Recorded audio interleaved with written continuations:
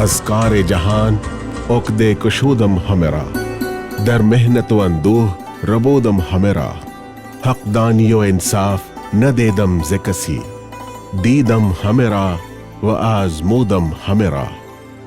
دنیا کا ہر ایک عقدہ میں نے کھولا، مشکل میں کسی نے ساتھ میرا نہ دیا، حق والی و انصاف کو پایا نہ کہیں، اچھی طرح سب کو آزمایا دیکھا۔ محمد سعید ایران کے مشہور شہر کاشان میں پیدا ہوئے۔ وہ 11ویں صدی کے مشہور فارسی شعراء میں سے تھے۔ ان کا تخلص سرمد تھا اور سعید کے نام سے بھی مشہور تھے۔ کچھ تاریخی اسناد کے مطابق وہ ابتدا میں یہودی یا ارمنی تھے، لیکن بعد میں اسلام کو قبول کیا اور تصوف کی طرف ان کا رجحان ہوا۔ سرمد کاشانی ابتدا میں ملا صدرائی اور ابو القاسم فندرسکی کے شاگرد رہ چکے تھے۔ وہ پیشے کے اعتبار سے تاجر تھے اور حق کی جستجو کے لیے سیر و سفر کیا کرتے تھے۔ بڑا مشہور ہے کہ انہیں جو ہے بعض معاملات اور بعض مسائل کے الزام میں انہیں قتل کیا گیا، اور ان پہ ایک الزام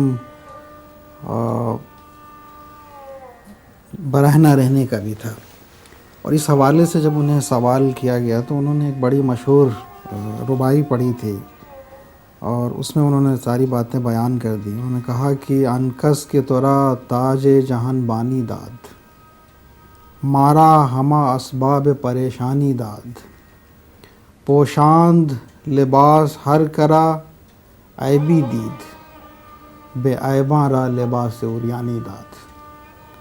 یعنی جس نے تجھے یہ جہاں بانی کا تاج دیا ہے، اور جس نے مجھے پریشان ہونے کے اسباب دیے ہیں، یعنی سوچنے، فکر کرنے اور اپنے آپ کو مٹا دینے کے،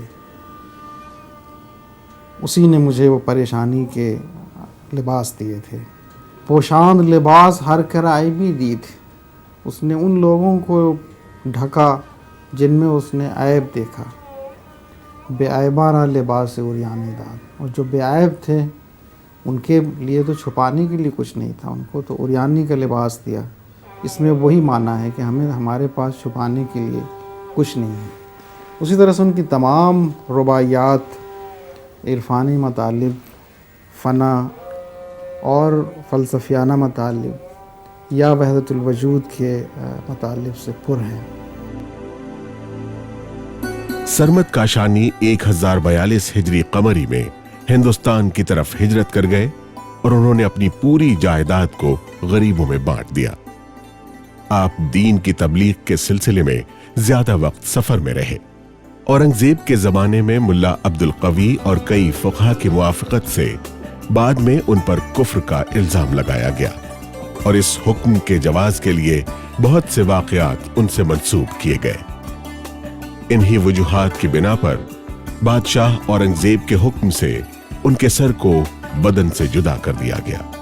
ان کا انتقال 1070 ہجری میں ہوا اور انہیں جامع مسجد دلی کے قریب دفن کیا گیا۔ یا رب ز کرم بے بخش تقصیر مرا، مقبول کون نالے شبگیر مرا، ما پرز گناہ ماجرائیز عجیب، لطف تو کند چارے تدبیر مرا۔ یا رب تو کرم سے بخش دے ہر جرم میرا، ہر نالہ شبگیر کی تاثیر دکھا۔ ہوں پرز خطا اور تعجب یہ ہے، کام آتا ہے ہر دم کرم و لطف تیرا۔ سرمد کے بارے میں رضا قلی خان ہدایت نے چند جملے لکھے ہیں، وہ میں آپ کے سامنے پڑھنا چاہتا ہوں۔ فرماتے ہیں کہ عاشقیس جان باز و عارفیس خانے برانداز، دیوانیس مجذوب و فرزانیس محبوب، رندیس بیبا و مستیس چالا و شیوش مخموری و مشربش منصوری، نامش سعید۔ دیکھیے کتنے صفات سرمد کو دے دیے گئے، کب دیے گئے؟ دور گزرنے کے بعد، نہ جانے کتنے برس گزر گئے، مگر جو مردان نامی ہوتے ہیں وہ اپنا مقام ذہنوں میں بنا لیتے ہیں. یہ مقام کیسے بنایا جاتا ہے؟ جب وہ چیزوں کو سمجھتے ہیں، اور یہ چیزیں عام آدمی نہیں سمجھ سکتا. اس قدر غور و خوض کی ضرورت ہے، اس قدر مشقت کی ضرورت ہے کہ جس میں جان کا بھی خطرہ ہے، لیکن ایمان سالم رہتا ہے. دوسری ایک ربائی ہے جو دنیاوی ہوس کے حوالے سے ہے. آن را کے ہوس بیش بود ناکام است.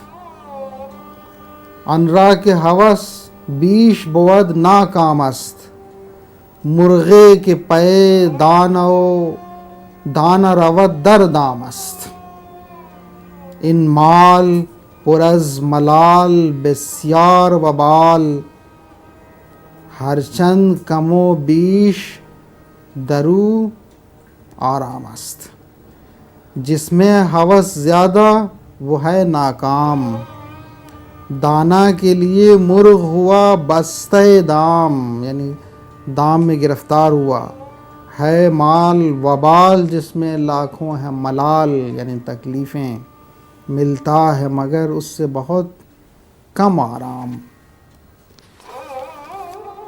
ایک اور ربائی ہے جس میں وہ کہتے ہیں کہ تنہا نہ ہمین دیر و حرم خانہ اوست، یعنی خدا کی ہر جگہ موجود ہونے کے حوالے سے ہے. تنہا نہ ہمی دیر و حرم خانہ اوست. ان ارض و سما تمام کاشانہ اوست. عالم ہمیں دیوان افسانہ اوست. عاقل بود آن کسی کے دیوانہ اوست. کب اس کا فقط کعبہ و بت خانہ ہے. ہاں ارض و سما اسی کا کاشانہ ہے. کیوں کر نہ ہو دیوانہ اسی کا عالم. عاقل ہے وہی جو اس کا دیوانہ ہے. سرمد چشتیہ سلسلے کے ایک صوفی تھے. صوفیوں کا ایک بڑا گروہ ایران سے اور سینٹرل ایشیا سے ہندوستان کی طرف آیا. کچھ تو ایسے تھے کہ جنہوں نے گوشہ نشینی اختیار کی، کچھ ایسے تھے کہ جو گوشہ نشین نہیں رہ سکے. سرمد انہی میں سے ایک تھے. بتاتے یہ ہیں کہ سرمد نے اپنے لباس تج دیے تھے، اور اسی بنا پر ان کو طرح طرح کے نام بھی دیے گئے. مگر یہ صوفیاء کرام، جیسا کہ میں پہلے بھی عرض کر چکا ہوں، جو وہ سوچتے تھے دنیا وہ نہیں سوچتی تھی. وہ کیا سوچتے تھے، ان کا کیا مسلک تھا، ان کا کیا دین تھا، اگر ان کی عملی زندگی کو سامنے رکھا جاتا تو سمجھ میں آ جاتا. دیکھیے یہ عارف پہچانتا ہے کہ کون اپنے سامنے والے کو بھی پہچانتا ہے کہ کون اس کی بات کو سمجھتا ہے اور کون نہیں سمجھتا. دنیاوی اعتبار سے سرمد کامیاب نہیں، مگر دینی اعتبار سے سرمد کامیاب تھا. اور جہاں اس نے ایک جگہ اس بات کا اظہار بھی کیا ہے، حالانکہ تضاد ہے، مگر اس کتنا خوبصورت تضاد ہے. فرماتے ہیں کہ آنچ پیداس بے چشمے تو نہان است زمان، وانچ پنہا بود ازمان تو عیان ساختے. یہ جو عیان اور پنہا ہے، اسی عیان اور پنہان کو بے دل نے بھی بیان کیا. تمام صوفیاء نے بیان کیا کہ وہ راز جو بندے اور خدا کے درمیان ہے، اس کو سمجھنے کے لیے اس اسٹیج تک جانا پڑے گا، اس منزل تک جانا پڑے گا، تبھی وہ ان مراحل کو